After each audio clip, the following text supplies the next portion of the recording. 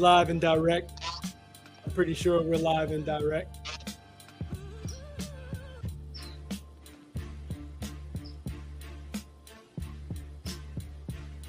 I want to welcome everybody to our latest installment of Cops and Convicts with Sean Shepard. I'm your host, Sean Shepard. Do me a favor and click that subscription. Hit that notification bell. Depending on which platform you're on, I want to welcome everybody. I have a special guest tonight. Met him just a couple of weeks ago, and God doesn't make mistakes. I want to introduce you to my latest guest, Mr. Casper Andrews. Casper, welcome. Hey, how you doing, man? Thanks for having me on. Thanks for having me, taking the time to get into the nitty-gritty. Yeah, bro. It was great meeting you. I'm glad you took the time out to sit down with me and chat. So let's jump right into it, Casper. Where are you from? I grew up in Compton. I grew up in an area called Southside Crip, and I lived there all my life. So that's it. I grew up in the time where it was I was able to kind of see the evolution of kind of a major part of Compton's change as far as Crips really, the early Crip rivalry, and then when it was the majority of black people in the city, and now when I say the majority, more than 80%, and now I want to say it's less than 22% blacks in the city, and the gangs and the gang rivalry has just gotten even worse. So primarily black on black, so that's really the most unfortunate part. But yeah. Talk to me about Compton. Most people that I've met in my life have never been to Compton. And when it comes to Compton, when you hear that word, you think of NWA, you think of a bad neighborhood. Tell us something about Compton that most people wouldn't know. You know what? Believe it or not, Compton is a very unique place, and I could say that with all faith. It's not even a 10 square foot mile city, and in that 10 square feet, 10 square miles, it has about 36 identified black gangs alone, and then maybe about 11 Hispanic gangs, 11 to 12 Hispanic gangs. And so one of the most phenomenal things about Compton, being such a small city, it has its own superior court. And so areas outside of Compton would use Compton as a location for their felony trial court systems or court situations. But it's just unfortunate because Compton is truly a hub. It sits between the 91 freeway, the 105, the 710, and the 110 freeway. And it's less than a 15-minute drive to Long Beach, to the water, to the Atlantic Ocean. Atlantic Ocean, Pacific Ocean. Pacific, bro. Pacific. Yeah, Pacific. So Compton has its own community college. It has 3 regular high schools. So it's not the worst place to be. It has really nice houses. Where I currently live, I would say Compton homes are built about the same time, but more square footage. So it's not hell on earth. It's just with the lack of resources, and it's easy for people to get pinned against each other. And I think a lot of times we tend to charge each other for our issues, not really realizing that sometimes situations can create hardships where it can create anger, where it can create a lot of what we deal with there, which is gang issues. And until we address those things, we find ourselves where we are now. So when you talk about lack of resources, Casper, would you attribute that as the number one cause as to why Compton has the reputation that it has, and the reputation that it has that it's not a safe place to be? To answer that question directly, yes. With more resources, it could turn the city around. More resources meaning options and opportunities presented to young people, whether it's sports, whether it's after school activities and programs. And I'm talking about significant impactful resources and activities and after school programs, not just somewhere to go where, it could be another cesspool for gang activity or gang recruiting, but thought provoking resources. Community-based policing will be really effective in Compton because a lot of times just being in an area where you always are feeling oppressed and the tactics that can sometimes be used more than less is frustrating. And you can't take it out on the police. So what do? You know what I'm saying? You take it out on each other. Um, Over policing a lot of times. And those are just some of the things. There are some resources in the city, but I don't think that I'm not going to say they're ineffective, but they don't have the type of support that's needed to be as effective as they can be. And why do you think that there's such a lack of resources in Compton? I mean, I'm over here in Westchester, right by the airport. It doesn't seem to be a lack of resources over here. Why is there a lack of resources there? So I'm gonna give you my perspective, and then I'm gonna give you the perspective of what others tend to like to say. I think money is the bottom line, bro. So when you look at situations where you have an over policed budget, in my opinion, that money that's going there for all those at overtime and this high cost, you probably can take a few $1 million and allocate that to a few community centers. A few community centers can sustain on that same budget, and those community centers would offset the need for policing because less activity will be happening. And I think a lot of times, especially in communities like Compton, and no disrespect to the leadership, but sometimes, from my observation, they struggle with uniting for a common goal. And those common goals really need to be community based. You really need to get we know what it is. We know that we need more housing, of course, but we need jobs. We need opportunities that can transition us into not just what do you call those, entry level or minimum wage paying jobs, because for young people that's great, but for when you get to your 19, 20, 21, we need to be shoveling resources like trade schools and tech job, whatever those kind of things are that can put you um, in an above poverty position as far as economics and a salary. So I know these things because I remember what it's like to be 15, 16, 17, 23 and broke. You know what I'm saying? And what are you going to do besides hustle or try to find that um, uh, what is it, that nighttime money where nobody gonna see what you're doing or because you can't get a job or the job is out there is not going to give you what you feel you need or want. And I'm not saying everybody need to make $50 an hour. I understand, it's a process and we all have to grow. But I am saying that certain budgets I feel are exasperated. And then you have other budgets that just don't get the attention that they need. Ride through Compton and check out the parks. You'll see what I'm saying. You have parks that, government officials will say are cesspool for gangs. But what are you doing in those parks? What are you doing for kids to feel comfortable in those parks and have activities in those parks? Those things are that's game changing. That's how you change the narrative. But if you're not putting nothing in those parks that's enticing and positive and you know progressive for young people, all you have is a safe space for gangs to grow and hang out. So, And I don't Casper, mean that. Hmm? you mentioned yourself being 15 and 16 years old. Do me a favor, turn down the volume on your phone just a little bit. Okay, that better? Yeah.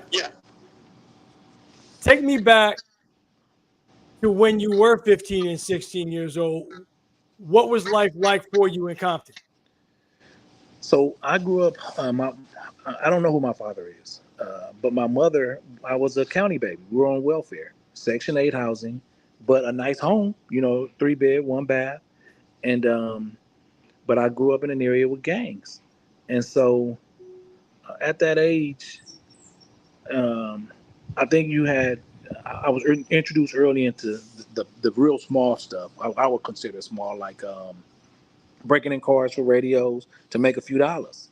Who Pre- introduced you to that? You said you were introduced to it. Who got you started into a life of crime? Truth be told, it was already just happening with kids my age. you know. So you could just be we in elementary school, in elementary school you become friends, innocent kids just riding bikes together, just being innocent children. And by the middle school, you start seeing things about gangs, and some people probably already getting involved. But by 14, 15, or you locked in with whoever where you gonna be from most likely, and you want some nice shoes, or you want to have your hat on. Your we wore fresh S hats. You want to have your S hat. You want to have your whatever you rocking, whatever is out. And so maybe you might go through a window, when somebody at work, or you're gonna break in cars, or you're gonna try to steal wheels, or try to sell little whatever it is, stress or dope or whatever. And it almost happened organically. You know what I'm saying? Nobody said, "Hey," not to me. Nobody said, "Hey, go do this." No, your peers. It's just like, man, we broke. Man, let's break into school, or Do man, we you broke. do you Let's. remember do you remember the first time you made a decision to do something that you knew you shouldn't have been doing that could have wound you up in jail? Do you remember that first time? I do, but I'm gonna tell you this: I've always knew better. All my choices that were made, I've always knew that it was wrong. So I want to say I was probably about 12, 11, and we rode bikes to Long Beach, and we Long took a Beach, game. you rode your bike from Compton to Long Beach. Yeah, but see, Okay. Compton got a canal, and you could ride that canal if you want to from Compton all the way to the lake, to the ocean. But we rode it to parts of Long Beach, the canal, come up and hit different apartments or hit underground parking structures. We'll ride to Paramount, hit them underground parking structures, breaking cars. And I was probably maybe 12 or 13, so we went to church Monday. We went to church Tuesday night Bible study, Wednesday night mission, Thursday night prayer meeting, Friday night choir rehearsal. Saturday we went downtown and fed the homeless, and Sunday morning Sunday school and church. So I grew up in church. Morally, I understood. We were taught the Bible. It's just um, shit. I needed things, at least in my mind. In my mind, and it's a part of you around these youngsters, and you're not really thinking of doing nothing violent to people at this time because you're still kids. But shit, we didn't feel like taking people stuff out of their cars or whatever it was that such a bad thing. We needed it. You know what I'm saying? And again, that's a mindset. That's a mindset because I guess I was now I'm not gonna say introduced, but I started to accept like it's not that bad. When really I would be pissed right now if somebody broke in my car and just stole a bag of cookies. They're my cookies, Right. you know. So it's but I'm an adult that understands reasoning and shit. You work hard for your cookies, so I know you was working hard for your radio or your rims. But again, property theft, that's early. That was early. That Casper, was did you have a choice of which gang to join? Um, I'm not gonna say I didn't have a choice because I lived there all my life. It was so natural. Now I grew up in another. Well, my brother's dad lived not far from us, which was another neighborhood. So I knew all of them. But naturally, I was gonna be from my neighborhood because we were children. Sandbox, elementary school, the whole nine. We next door with each other every day on the weekends. It almost was like this is how it's supposed to be. It's as natural as you going to get your haircut every 2 weeks because this is your original group of friends, your first group of what you think are friends. Well, really, this is just the first group of people that you living around and you becoming used to. So I think in our community, that's another thing we struggle with defining truly what relationships are, friendships are. So as you get older, you start calling them your homie, your homie, your homie. But I think that's a good concept because you probably realize by now this nigga ain't my friend. You feel me? We have nothing in common. Our goals do not match up. The shit he like is not really what I like. But as kids, everybody's your friend. He live next door. He my friend. I teach my kids. No, that's your neighbor. Because that turn can put you in a lot of situations. Same with homies. A homie get into a fight or a friend get into a fight and he losing, what you gonna do? Help? Well, really, maybe he just need to learn how to fight better. But it becomes a mentality, you know. It becomes a mentality, that gang mentality. What other gangs were in not necessarily your neighborhood, but what other gangs surrounded you where maybe under different circumstances you could have selected another gang? But talk to me about the gangs that are in Compton. Okay, so the other gang that I was around all the time was called Spooktown. It's still there. That's because I went to Walton from my brother's dad's house. So he lived in Spooktown. So every day when I leave Walton, I would go to his house first. We would meet there, and then we would walk to my mother's house, which is in Southside. So Are it they was, Cri- are they Crips? oh yeah, Crips. But the irony in all of that is, remember the church I was telling you I grew up in or going to? Yes. It was so many young people going there out of Compton, and all of us ended up being from just different neighborhoods, whether it was the West Side, Rules, whether it was the Maya Rules, whether it was Santana. Like it was just it just happened like that. Like I said, some of this stuff be so organic, um, you don't even realize some of what you're doing because it's just like it just happened, you know, till you really look up like, damn, we could ended up over there if we lived over there, if we hung out over there more. So you're telling Um, me when you went to church, there were people from rival gangs going to the same church? yes, indeed. Yes, indeed. But mind you, I went to that church starting at like 6 or 7 years old. So you didn't start claiming nothing till you 12, 13, 14, 15. We all knew where each other lived. The church vans dropped us off sometime. So we knew where each other lived. But now, you from Trag New Park. Oh, now he from the mob, you know? And it's not, that didn't make him a bad person. It made him a dude that lived over there. And that's just how it turned out. So you basically join your gang strictly connected to where you live. Bottom line, usually, yeah, you rock with your homies. And in your mind, your homies is your friends. And your friends is who you grew up with next door. Now that was a time when that's kind of what the status quo was, right? 2024, you'll hear about kids coming from Bellflower, Lakewood, Cerritos, because they want a taste of that kind of lifestyle. And a lot of black families don't live in Compton how it used to.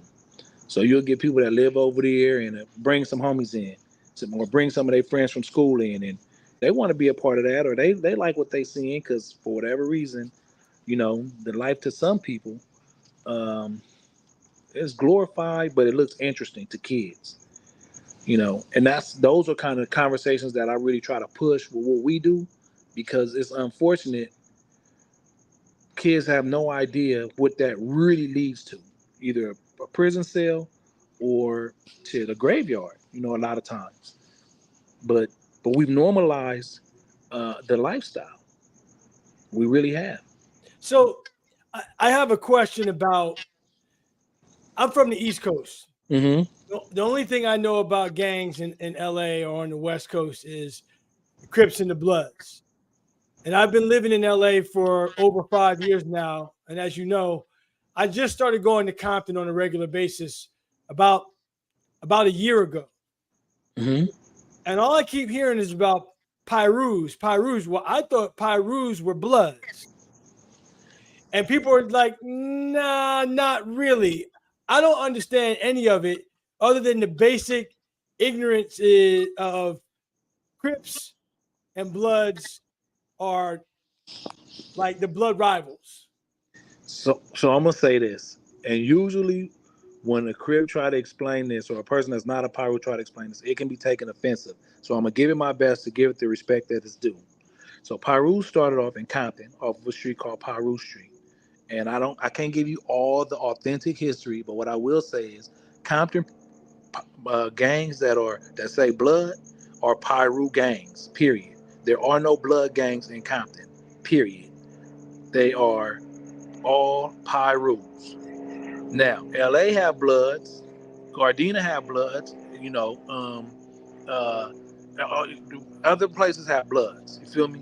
But Compton have only Paru sets. But they say, "What's up, blood?" You feel me? They wear red or burgundy, but they're not considered. They're not blood gangs. They're Paru sets. They're Paru gangs. Can you understand why that's mad confusing?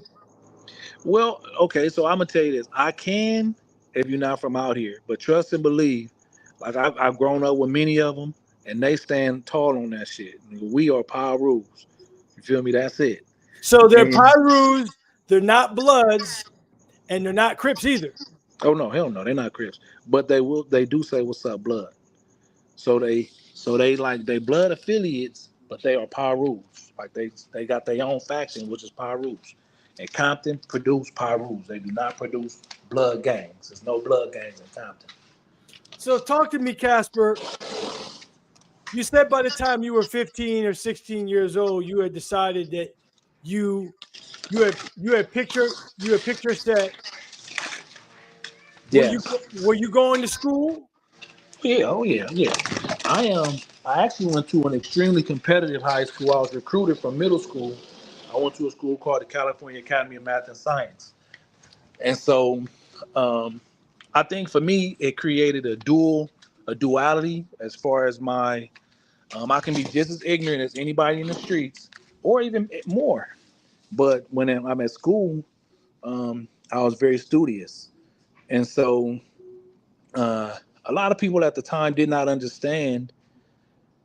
I guess that type of way for me because I was quick to want to fight. I was quick to want to do whatever it is that we're doing right now, in the streets. But when it came to school, my mother, first off, she was very serious about it. And the type of school, I guess my personality, I didn't want to flunk out. So I gave it my best and I excelled there. At the time, it was like in the top 3 percentile of high schools in the United States of America. Public schools, a public school, but they have to recruit you to come there. So you didn't have to pay. It wasn't a private school, but and if you're academically behind, they put you on probation. If you can't catch up, they put you out. You got to go back to your home district. And I think that school environment may have saved my life because going to Dominguez High with the homies, mm-mm, I would have fell into the same traps. Whether I'm fighting and going to LP and all those kind of things are the beginning of habits that thank God it didn't happen for me. So all throughout high school, you're in a gang and doing well in school. So my first year there, I struggled. Okay, but my second, third, and fourth year, my sophomore, junior, and senior years, I accelerated. I did extremely well at camps. Yes. And you graduated. Oh hell yeah, I graduated 1996. So you graduated from high school in 1996, and the entire time you're you're in a gang. That's correct. Yeah. So how are you juggling schoolwork with gang life? And still going to church. I had to go to church up until the day that I turned 18 years old. That was the rule in my mother's home was as long as you're a child, you gotta attend church. And like I said, we went to church 6 days a week. But um, I lived there. So let's just say this. Boom, I get out of school, let's say 3:30, I get off the bus, go home. I'm gonna put on my basketball shorts, go to South Park and play ball. The homies at the park, you feel me? Or if I go home and do some homework and be done by 5, 6 o'clock, long as if it wasn't a church night or something else that I had to do, I'm at the park. Or when we did, and now, mind you, at this time, my area was all blacks, mainly majority blacks. I shouldn't say all. The homies live next door, across the street, around the corner. So you gonna see them. They gonna come over after school or whatever it is. We gonna kick it. Period. And you're not really thinking you gang banging because you wearing your ass hat. If you run into something that's not one of us, yeah, we go squabble up or whatever it's gonna be. But in your mind or in my mind, I'm gonna say this: I wasn't gang banging. I'm just with the homies.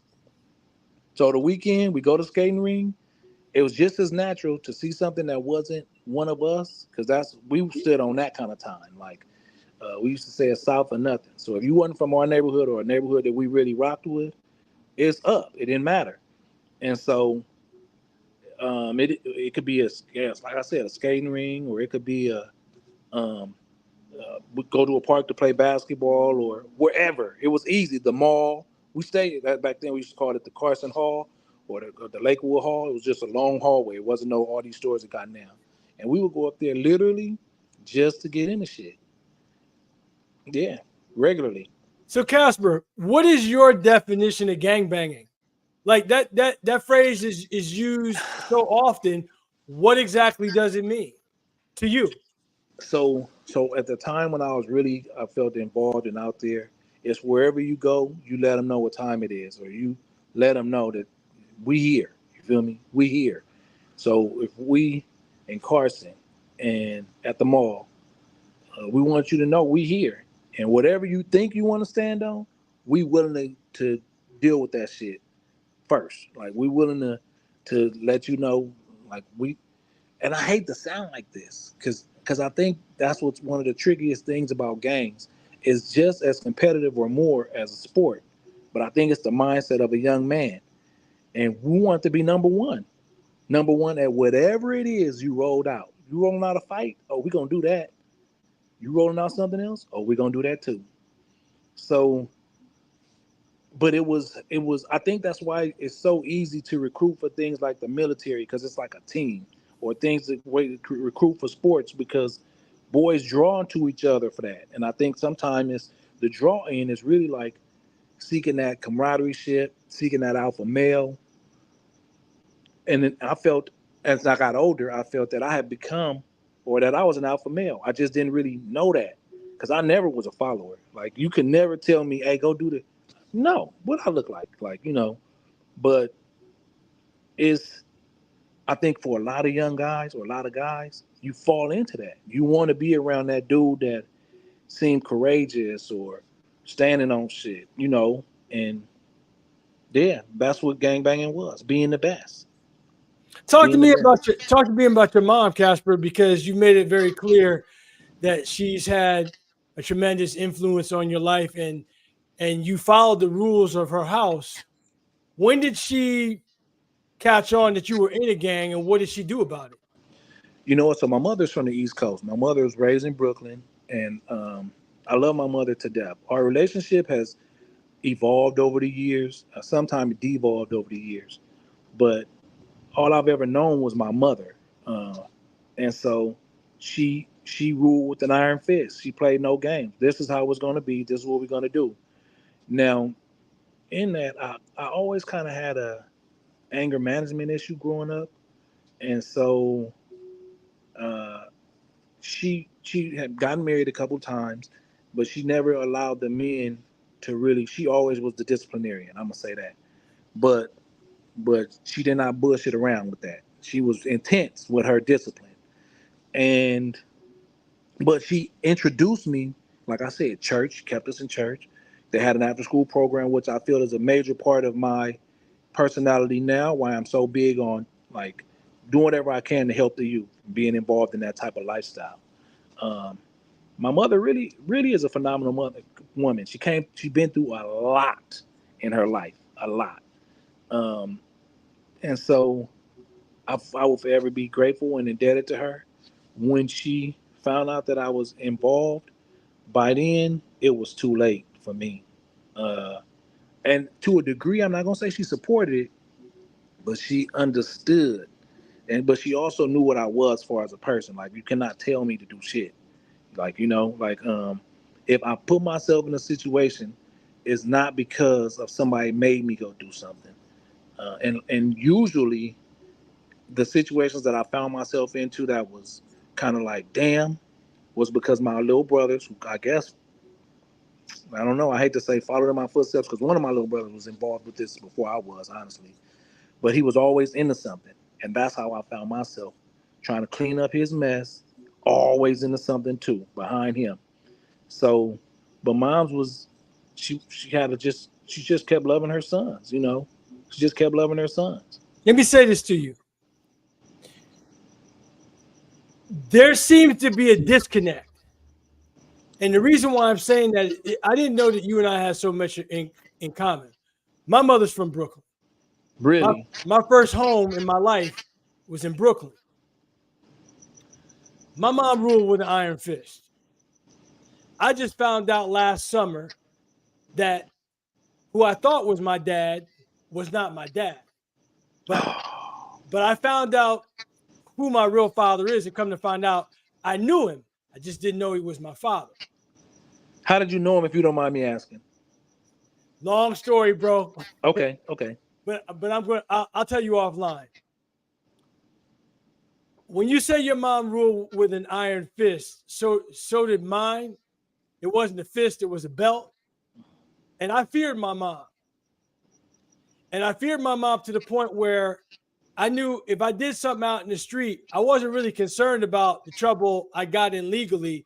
I was concerned about what was going to happen to me when I got home. So I'm listening to you talk about your mom, and I still don't understand how, if that's how she moved and that's how she raised you, how that could be the case. And then you're in a gang getting into trouble, and we haven't even talked about the trouble that you gotten into. There just seems to be a disconnect to me.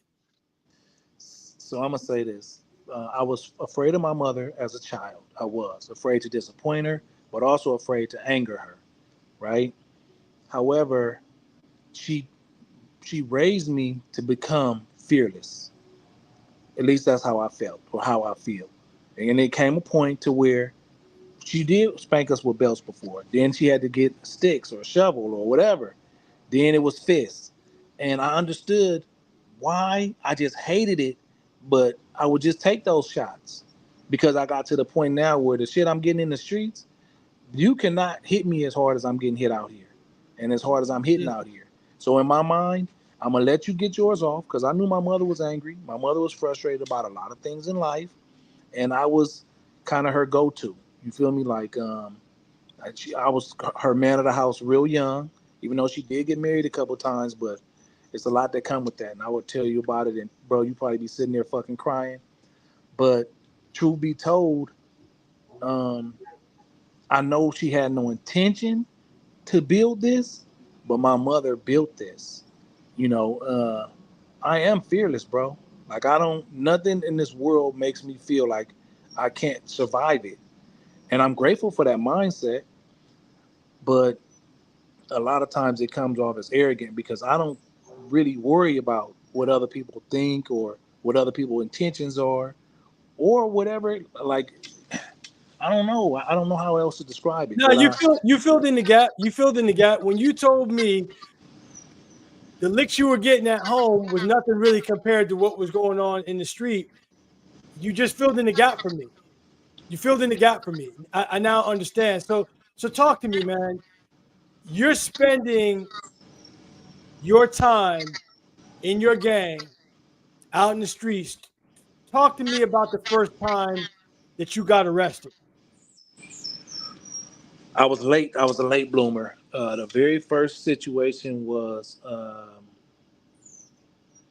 it was a fight. It was a fight. Oh no, I was running from the police on one of my dirt bikes, and my arrogance kicked in. I got away from them and everything. I put the motorcycle in the backyard, helicopter up. They didn't know who I was because I changed my shirt. But I walked back outside as the police was riding by, gave him the middle finger, and the car behind him, because it wasn't the first car chasing me, the car behind him was like, "That's him," and they took me to jail for being on a stolen dirt bike. I was 18 years old, and Time out. You got helicopters chasing you over a stolen dirt bike, a motorcycle dirt bike, right? yeah, yeah.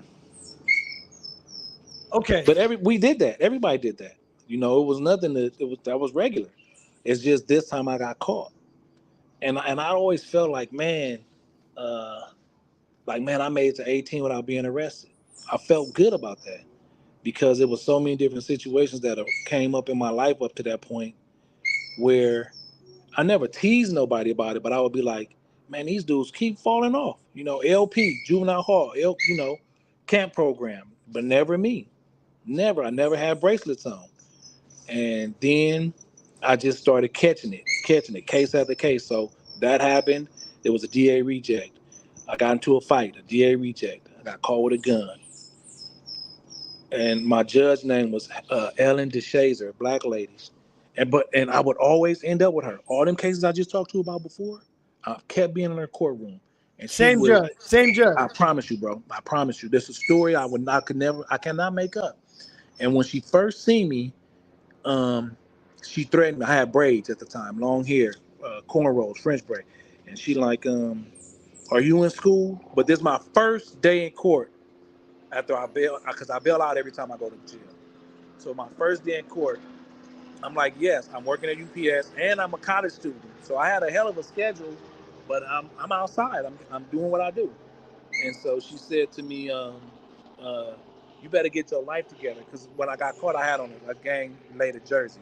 So the police automatically put in my gang, in my thing, that he's a gang member from Southside. Because the jersey that I wore was affiliated with my neighborhood. And so she was already trying to not scare me straight, but tell me like, oh, you in school, but you coming in my courtroom, I'm not gonna play with you, talking to me like that, right? But it got a DA reject, boom. So she didn't have nothing to be able to get my ass with. Second time, fight back in her court, because my name, I think, is why she remembered me. My name is Casper Andrews. So I think my first name probably made her remember me. I'm back in her court for a gun the third time. And she was like, I got you. Mind you, I got this long hair. It was a lot of shit going on, which I want to say was after the Tupac situation. So she like, this time I'm sending your ass to prison. If you come back in my courtroom looking like that, you better have your hair cut. I want to see your school schedule. Like I need to see everything. Your shit better be right or it's curtains. You going, you going. So boom, of course I came back with a haircut, shirt and tie. I knew. So she put me on probation. She gave me 18 months probation. Would you believe that on that 19th month, like that, which was 16, I got was called summary probation, no probation officer, right? Would you believe on that 17th, no 18th, 2 months after I got on probation, right? I caught another gun case. I'm back in her courtroom, and she kind of let me know like you playing with me. Bring me your school records. Let me see what's going on with you. Let me see where your life is at. Because if your shit ain't in order, you going. You going to the prison. I'm tired of this. Like she gave me that kind of treatment. I brought everything in. She kept dragging my court out, and eventually she gave me probation. Summary probation again. But I think she believed in me, bro, because I kept a job.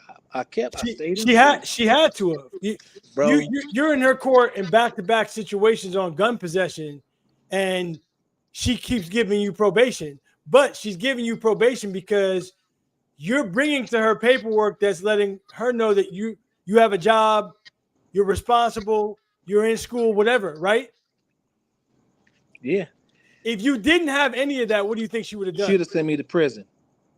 She'd send me to prison because she was making it clear it was court days in front of me going up, people in front of me. Oh, she was handing out time like it wasn't shit. So I was thinking to myself like, oh, you know what I'm saying? Then she'd look at me be like, Casper, come here, come here, come here. Why ain't your tie right? Like that's how she would talk to me. Why are you looking like this? Don't tell me you ain't getting no sleep.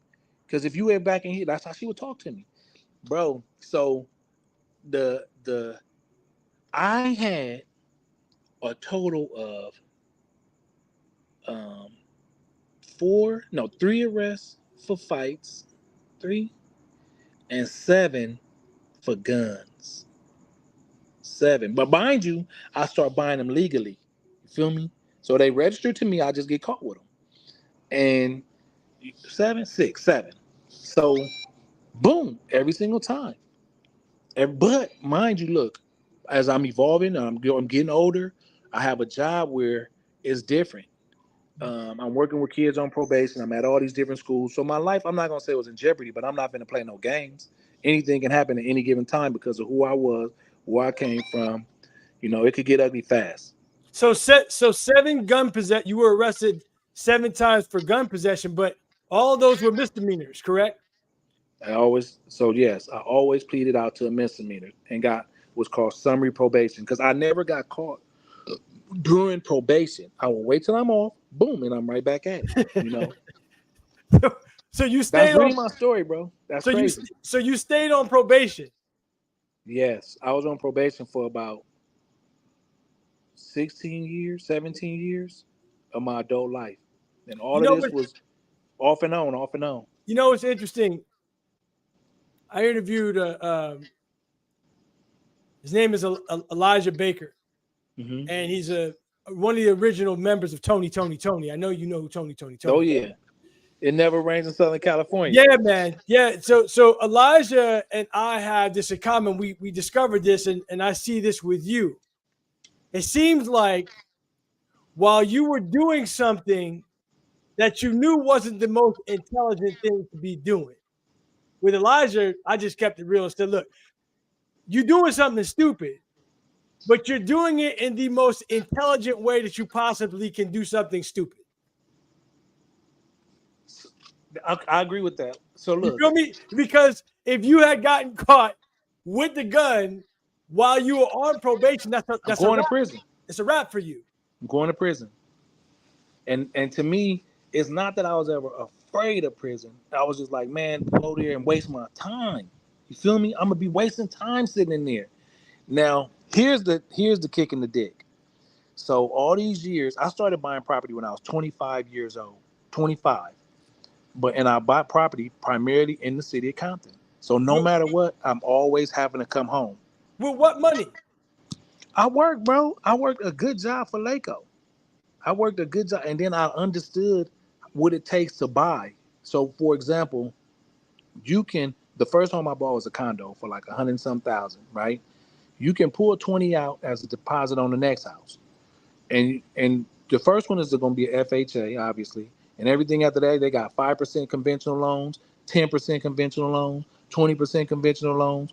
So you can you can maneuver. And I learned it, bro. I learned it was a point where I owned like 20 properties. I had five fourplexes out in North Edwards, California.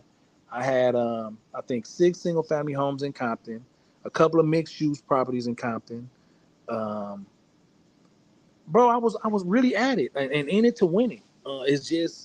It's just I'm gonna carry my gun. You feel me? Like I felt like I'm not finna let you pull up on me or run up on me.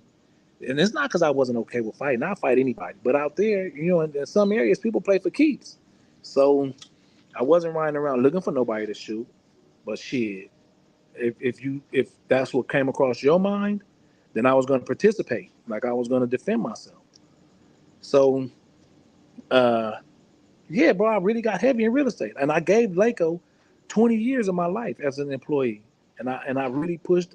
I was a good employee, bro. Like I really did a lot to help young people. I've helped over easily 800 to 1,000 young people get a job, teaching them how to become employable, teaching them resume writing skills, how to complete an application, uh, basic banking skills, interviewing techniques, dressing for success. Like I did that for years, So and while you were working for this company, you're still in your gang. okay, so let me just tell you this. Early on, my straight up answer to that is yeah, that's the straight up answer. But what I mean by still involved, look, when you grow up in an area and you're around, these are your people. You understand? Like, it's just as almost organic or natural as your cousins is your cousins, whether you fuck with them or not. So, again, I owned several properties in my neighborhood. I'm coming to the section. I'm coming. I'm gonna be over there, and I had the kind of house that was kind of like what's it like a hangout. So when I'm there, oh, it's a big hangout, you know. So I, my life was duality, but at the same time, I'm grateful to a degree. Um, but I'm not one of those people to say, oh, if I didn't go through what went through, I wouldn't be who I am. I wish I'd have never been through that shit. Never, never. But that is what it was, and so that's my situation. So I'm gonna recap. You have a very good job. The money you made from this job is how you started buying real estate. When Yes, you sir. first started the job, you were still gangbanging. Yes, sir. 20 years later, You're not working at that job anymore. I take it, No, correct? I retired 5 years ago almost. So you retired 5 years ago. When did you retire from being in the gang? So look, I completely disassociated myself with things probably, I don't know, 8, 9 years ago. Completely off the map. Nobody can have my phone number. I'm out of here. I'm out the way. And again, I told you, even as a kid, I always knew that the lifestyle was not right. But you didn't come into it as thinking I'm going to be a gang member. You just with your boys, your friends, your homies, whatever you want to call them. And so the evolution of the mindset of a person involved in gangs, usually, I can say from my experience, would stem from innocence. It did. We was just kids.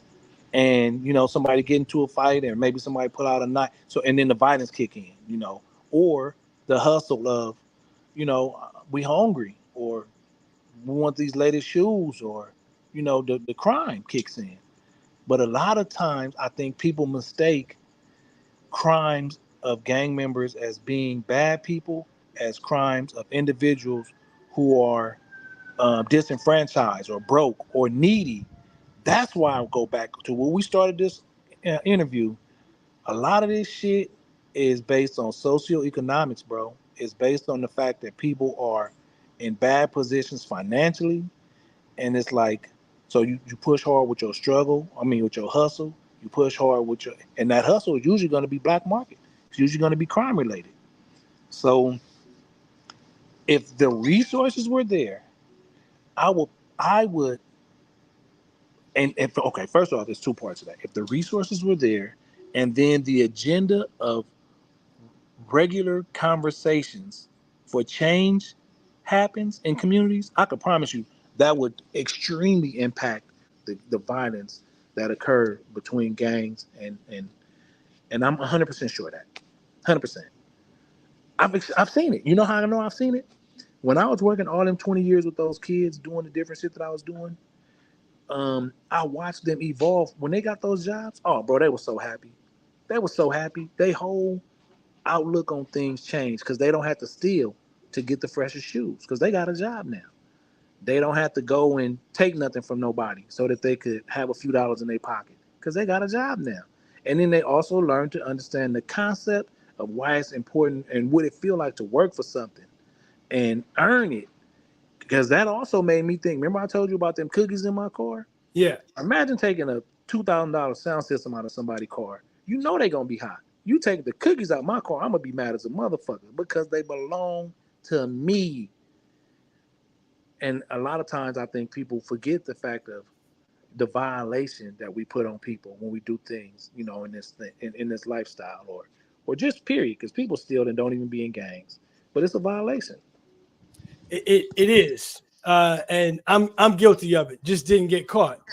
I want to ask you, when it comes to gangs, what are you doing right now? What are you doing? What Oh, are you doing with your life as it relates to gangs right now? Sean, first of all, thank you for giving me a chance to share what I'm doing. Because I hope that when I tell people what I'm doing, it gives people that come from where I come from um, some kind of inspiration to know we can all evolve.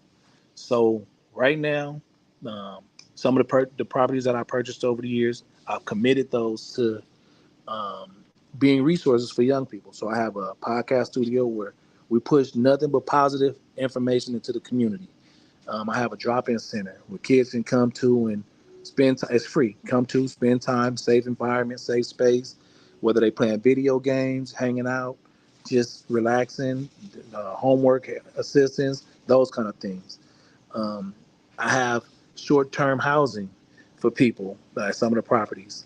I have a ranch up in Norco that I give away. I've given away a couple thousand of eggs from my free-range home chickens and hens that I have. I bring all them eggs down every week and give them out to families in Compton so that they could experience fresh eggs. I've never had fresh eggs. Let me give you some, and then I want you to share them with people. I keep them, bro. I keep fresh eggs. I keep them. So whenever you're in the city, let me know. I can pull up on you. You can pull up on me, and yeah, get you some. I would love for you to experience them and share with people. I ask them all. I think I ask for, I give them out, is please make a video of your experience. You don't. Some people don't want to talk on camera, so you could just make a video, or if you want to share it, please, and let me have it so I could, because I just like to have it for document purposes.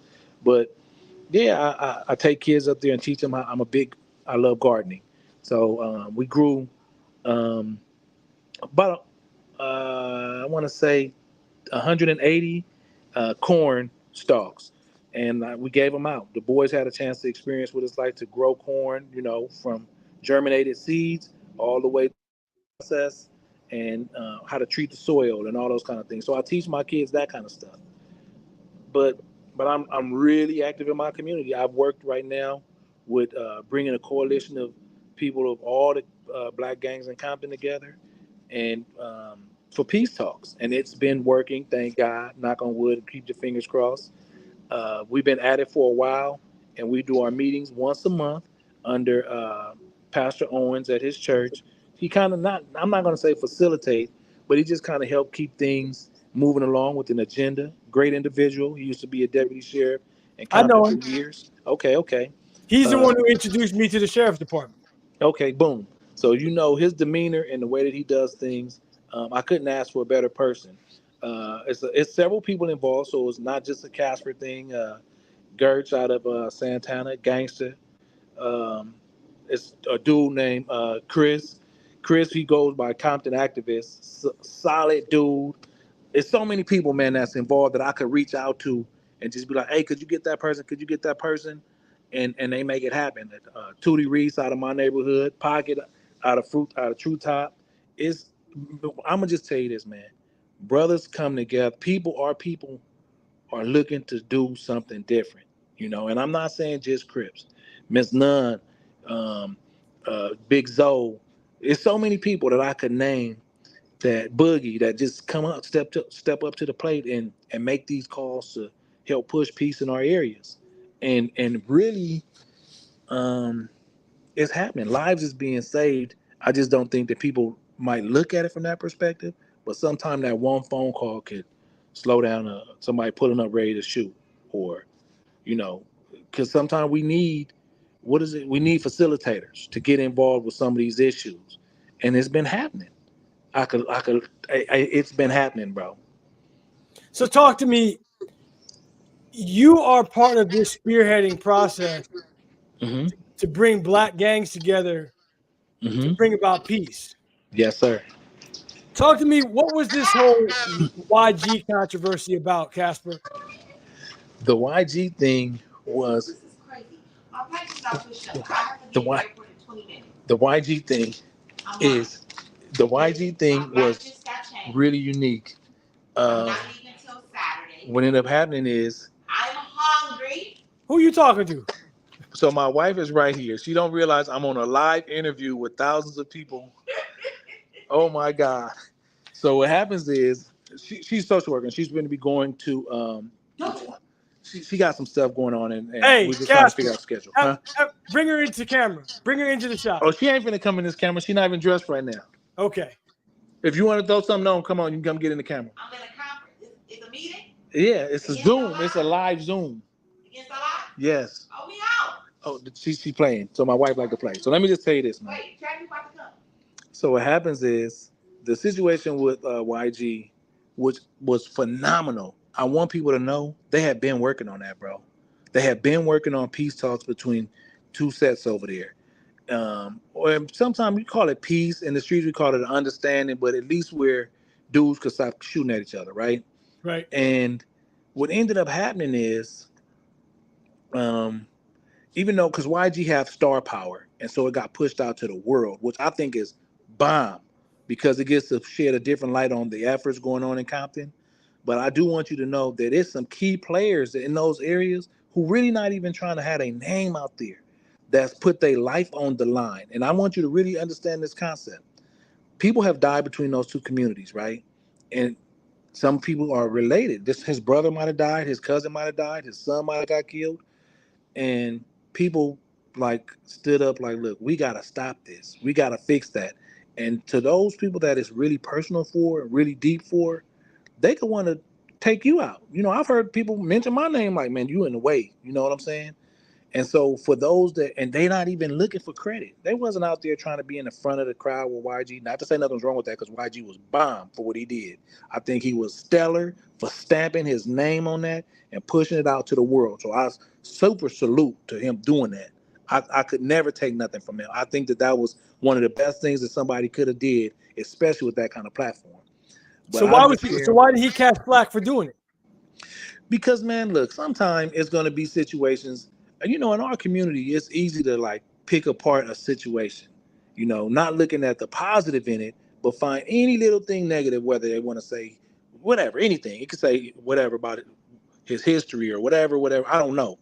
But it's easy for our people to do that, to find controversy, or for people to find controversy in a situation where really his intentions, nobody could have, in my mind, I'm gonna say this, unless it was a person like him, or let's just say maybe the Game, or Kendrick, or you know, somebody with that kind of following, could have put that kind of light on it for the world to see it.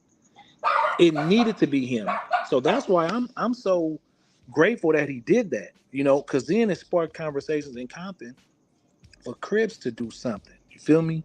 For Crips to step up and find some united. I think we lost Casper. I asked him if his phone was fully charged. Listen, I'm gonna come back on. Casper, you still there? Your camera went out. I wanted to give you an opportunity to share some social media information that you have, or a website that our viewers can go check you out on.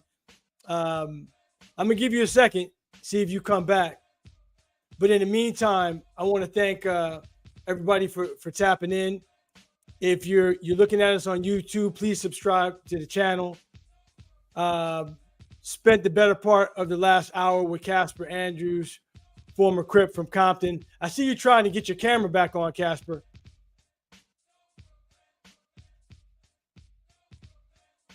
Listen, we're going to do this again. Let's see if we can get together next week and go live on TikTok. I want to thank my guest, Casper Andrews from Compton. This has been a great experience for myself. This is our first time doing Cops and Convicts live. It won't be the last. I want to thank everybody for joining us. Check us out on Facebook, TikTok. Our TikTok channel is The Original Game Changer with an underscore in between each word. We're on Facebook, we're on Instagram, we're on Twitter. Casper, thank you for joining us, and I'll get back with you.